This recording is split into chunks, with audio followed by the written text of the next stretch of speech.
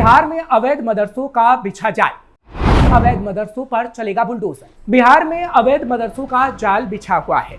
इन मदरसों में जो हो रहा है वो खतरनाक और डराने वाला है। हालांकि प्रशासन को इसकी कोई खबर है या नहीं, इस बारे में जानकारी नहीं।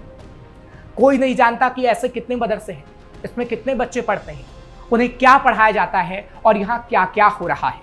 इस देश में 145 करोड़ लोग रहते हैं और तेजी से भीड़ बढ़ती जा रही है और ऐसे में अवैध मदरसे भी बिहार के अंदर बढ़ रहे हैं। हालांकि हर एक राज्य से ऐसी खबर सामने आ रही है। आज इसी पर बात करेंगे कि बिहार में कितने अवैध मदरसे हैं, क्या आगे आने वाले समय में इसे बुलडोजर से तोड़ा जाएगा और इसमें किस तरीके से गलत काम हो रहा है। नमस्कार, कैपिटल टीवी बिहार देख रहे हैं आप। मैं हूं आपके साथ हर्ष भारद्वाज। उत्तर प्रदेश में 300 से ज्यादा अवैध मदरसों, मस्जिदों, मजारों और ईदगाह पर बुलडोजर चलाया गया है। ये भी आरोप लगे हैं कि इन्हें बनाने के लिए सारा पैसा हवाला से आया था।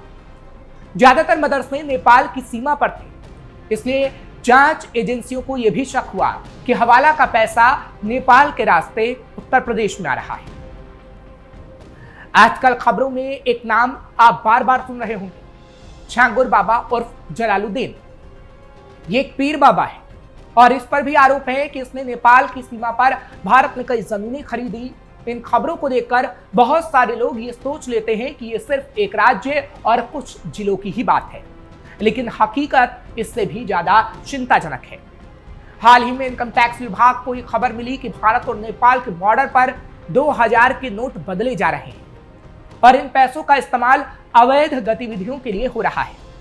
अब जांच हुई तो इनमें से कई दावे सही निकले और इसकी पूरी रिपोर्ट केंद्रीय गृह मंत्रालय को भेजी गई। लेकिन इसके बाद कई कड़ियों के खुलने की शुरुआत भी हुई और अवैध मदरसों की खबरें सामने आई जो हवाला के पैसों से चल रहे हैं। नेपाल की सीमा के पास मुजफ्फरपुर और सीतामढ़ी जिले में कई ऐसे अवैध मदरसे हैं जो भारत के लिए खतरा साबित हो सकते हैं। कई मदरसों का सरकारी रिकॉर्ड नहीं। दरअसल इन मदरसों की ना तो कोई निगरानी होती है, ना इनका कोई सरकारी रिकॉर्ड है, ना इनमें पढ़ने वाले बच्चों का कोई आधिकारिक आंकड़ा है। नियमों के खिलाफ यहाँ बच्चों को सिर्फ धार्मिक शिक्षा दी जा रही है। इन्हें चलाने वाले मौलवी हवाला का पैसा लेने के लिए भी तैयार है। और सबसे बड़ी बात, अगर अरब देशों में बैठा कोई व्यक्ति इन्हें पैसा दे और ये कहे कि इन मदरसों में बच्चों को जिहाद सिखाया जाए तो ये इसके लिए भी तैयार है। हमारे देश में इस तरह की खबरों को मुस्लिम विरोधी मान लिया जाता है। आज भी बहुत सारे लोग ऐसे होंगे जो ये कहेंगे कि हम ये खबर क्यों दिखा रहे हैं। तो इस खबर को दिखाने का मकसद ये है कि हम इन छोटे छोटे मुस्लिम बच्चों को कट्टरवाद से बचाना चाहते हैं, क्योंकि इनकी कोई गलती नहीं है।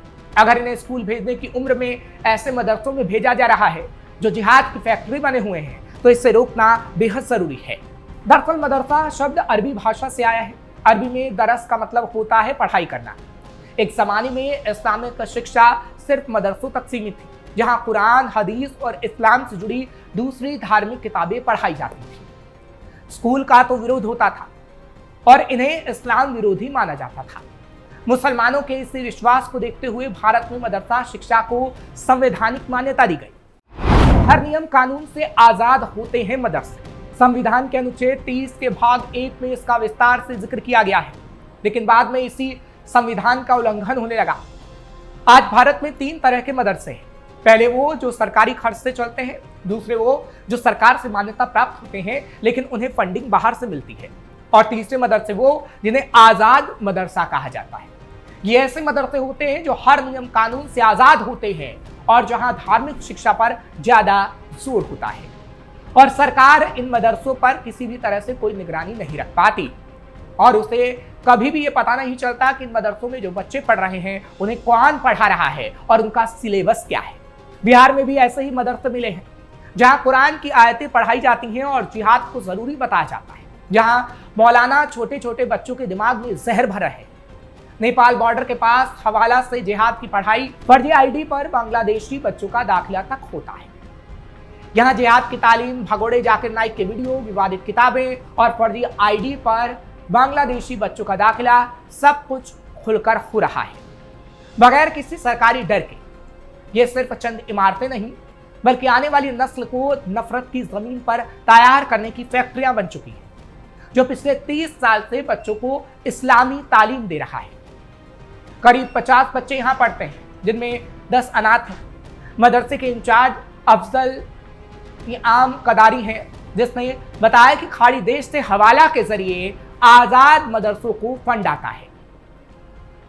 नेपाल से सटा बिहार का इलाका, जिस पर प्रशासन की नजर बमुश्किल ही पड़ती होगी, यहां बने तमाम मदरसे अब हवाला के जरिए जिहाद की तालीम का गढ़ बनते जा रहे हैं। इन मदरसों में तालीम ले रहे हैं अवैध रूप से भारत में घुसे बांग्लादेश के बच्चे, जिनके दिमाग में खाड़ी देशों से पैसा लेकर कट्टरता का जहर भरा जा रहा है। मुजफ्फरपुर के प्राइवेट जामिया नूरिया मिराजुल उलूम में करीब 50 बच्चे हैं। वहां एक मीडिया चैनल ने एक एनजीओ का प्रतिनिधि बनकर मुलाकात की, जिसमें मदरसे के इंचार्ज ने कहा कि उन्हें हवाला के पैसे से कोई दिक्कत ही नहीं है। जब उनसे पूछा गया कि वो बच्चों का ब्रेन वॉश कैसे करते हैं, तो पूरी प्रक्रिया बताई गई और हैरान करने वाला खुलासा हुआ कि हवाला से पैसे लेकर किस तरीके से उन बांग्लादेशी बच्चों को जिहाद की ट्रेनिंग दी जाती है, जो भारत के लिए खतरा बन सकते हैं। हवाला के पैसे से दी जा रही जिहाद की तालीम। देमा गांव में एक सरकारी बिल्डिंग पर अवैध कब्जा करके इस्लामिया दारुल कुरान मदरसा चलाया जा रहा है, जिसमें भगोड़े जाकिर नायक के वीडियो दिखाकर बच्चों के दिमाग में जहर भरा जा रहा है। सोचिए, बिहार के कुछ मदरसों में किस तरह हवाला के पैसे से जिहाद की तालीम दी जा रही है। बांग्लादेशियों को अवैध रूप से लाया जा रहा है, उनके फर्जी कागजात बनाए जा रहे हैं, बच्चों को भड़काऊ वीडियो दिखाए जा रहे हैं, उनके दिमाग में जहर भरा जा रहा है, और ये सब नेपाल से सटी बिहार की सीमा पर हो रहा है। आजाद मदरसों के नाम पर आज जो कुछ भी भारत में हो रहा है, वो एक जमाने में पाकिस्तान और अफगानिस्तान में हुआ करता था।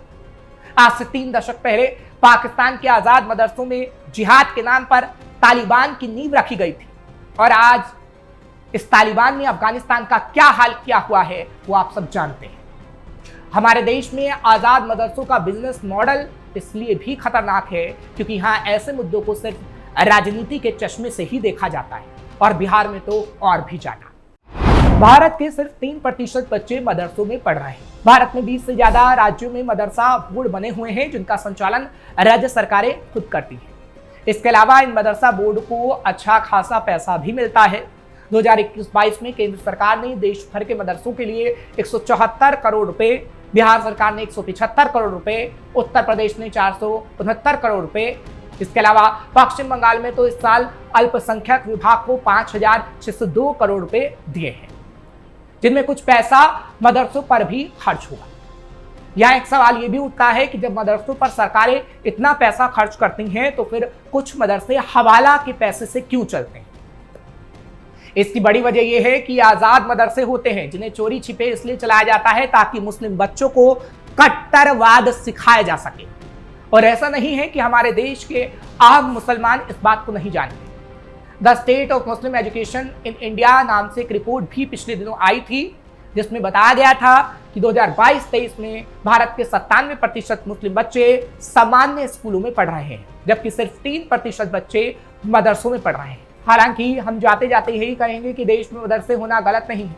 गलत यह है कि हवाला के गलत पैसे से अवैध मदरसे खुल जाएं और सरकारों को इसकी भनक तक ना लगे। लेकिन अब ये कहा जा रहा है कि इसकी भनक बिहार में नीतीश सरकार को लग चुकी है और अब नीतीश सरकार इन मदरसों पर बुलडोजर चलाने वाली है। हालांकि कुछ और भी तस्वीरें सामने आएंगी, क्योंकि नीतीश सरकार को जब इसकी भनक लगी है तो ये कहा जा रहा है कि जो आजाद मदरसे हैं उनको एक एक करके बुलडोजर से तोड़ा जाएगा, और योगी का बुलडोजर एक्शन वाली तस्वीर बिहार के अंदर भी देखने को मिलेगी, क्योंकि बिहार के अंदर चुनाव है और चुनाव से पहले इन मदरसों पर बुलडोजर चल सकता है और बिहार सरकार एक एग्जाम्पल सेट कर सकती है।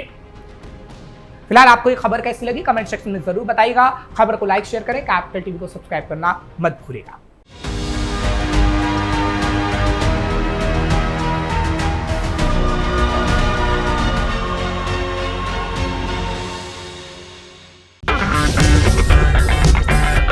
अगर आपको हमारा वीडियो पसंद आया हो तो इसे लाइक करें, हमारे चैनल को सब्सक्राइब करें और हाँ, बेल आइकन दबाना ना भूलें ताकि आप तक हमारे वीडियो की नोटिफिकेशन पहुंचती रहे।